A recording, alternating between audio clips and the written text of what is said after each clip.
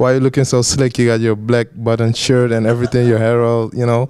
You got some girls here. You're rolling right now. I got some girls. What, you want one? No. I'm set. I'm good. But you know, just for yourself. Otherwise, I'll help you out. You know, I just, you know. But other than that, you know, this is MMA Interviews TV. You did a bunch of interviews today. Yeah, getting it in, man. All week. That's how we do. Hard training. Okay. Some interesting people you spoke to, or you know, just regular fighters, or mostly just regular fighters, you know. Nothing special. Nothing too spoiled. There was a guy with only has an arm up to here, you know. Yeah. I think pretty special. He does a lot of respect. I like him, and he's a cute guy too. So he might help you out with the ladies too. He's my wingman. Okay. We were in Vegas the last one. Okay. Where were you? You didn't go. WSOF? Yeah. No, I was too busy. Something else. I don't know what. I hear you're fighting 2 in a month. Is that true? Yeah, that's true. I'm pretty busy. You know, a lot of fights and training a lot. So real busy.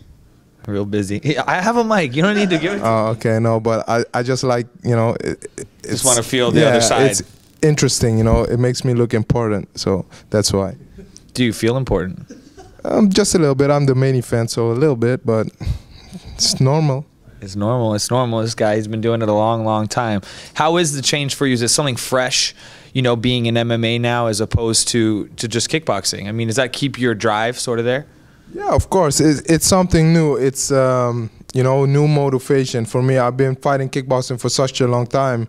At the end, I lost a little bit, you know, lack of motivation. The biggest organization at that current moment, the K1, was doing bad, you know, financially. They went bankrupt.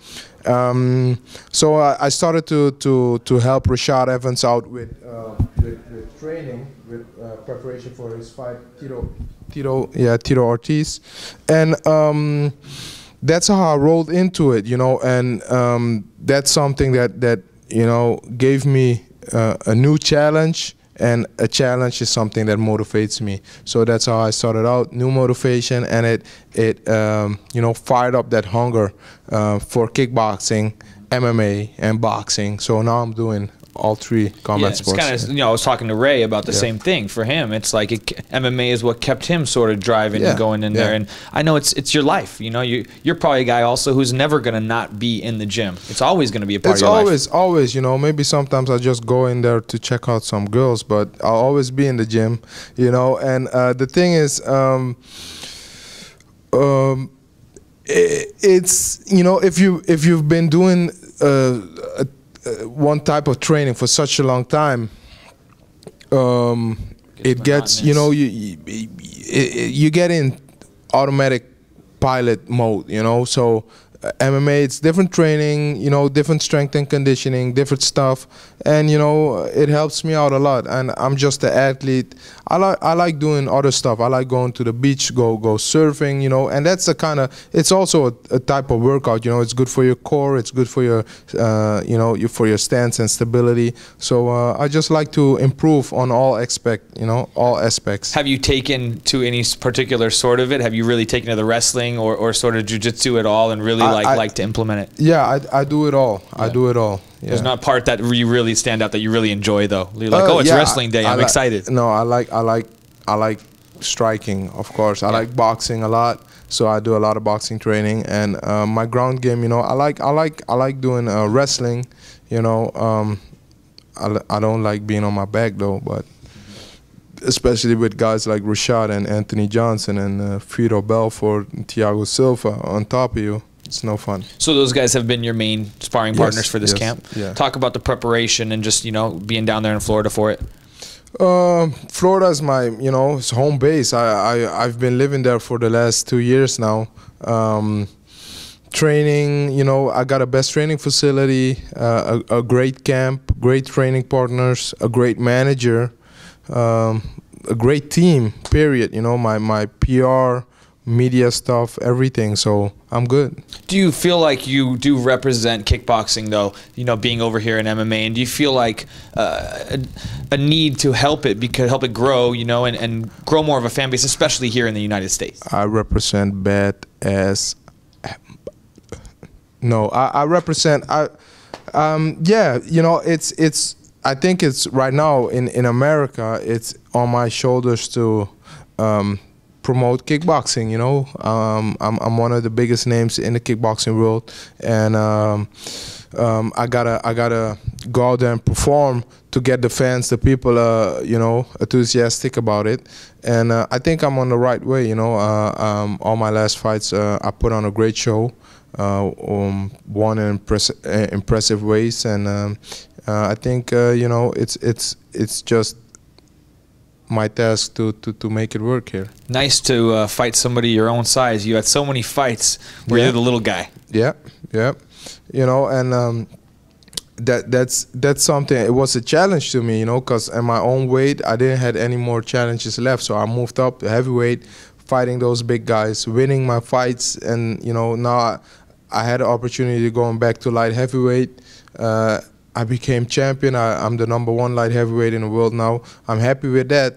But you know, I'm always gonna be the guy who's gonna look for the challenges, because I'm at a stage in my career that that's just something that I need. I need it to motivate me and to work hard and just to take that challenge and go out there and prove people wrong.